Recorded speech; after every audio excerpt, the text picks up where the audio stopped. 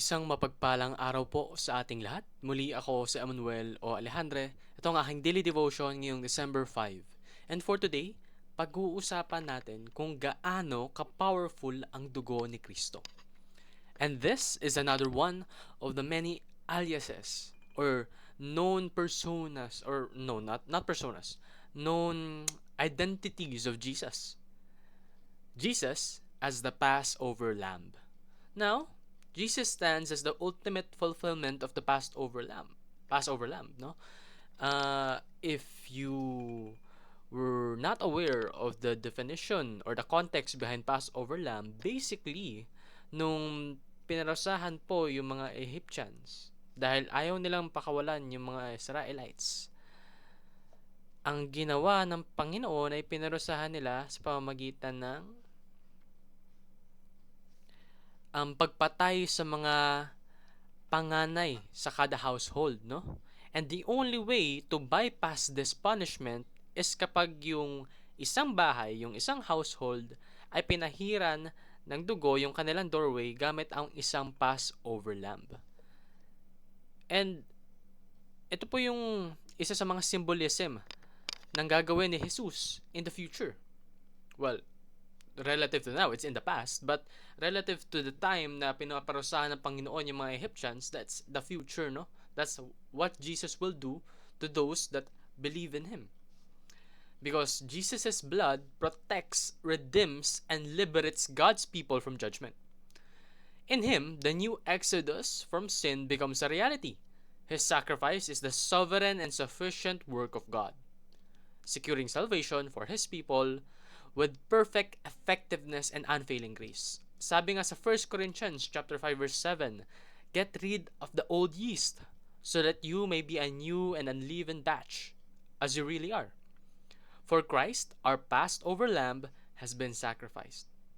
So once again, Jesus is our Passover lamb, na kung saan nung panahon na pinaparusahan ng Panginoon yung mga Ehipto, ginamit yung Passover lamb para hindi sila magkaroon ng suffering.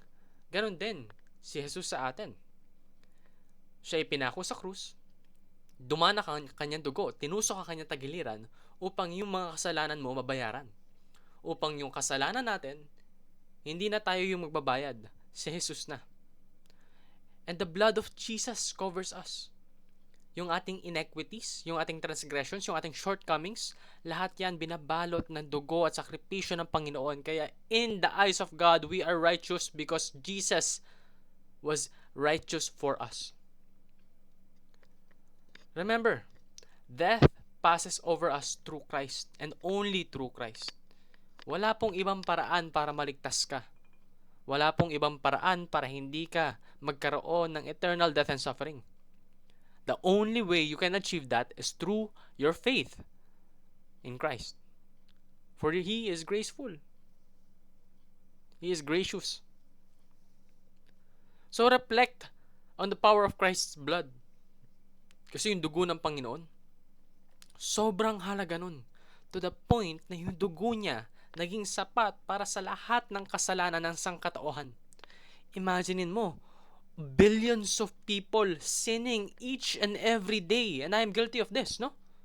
Ilang beses na tayo'y nagkakaroon ng pagkakasala sa kada araw ng ating buhay, and lahat yon napawalang sala dahil sa kanyang dugo.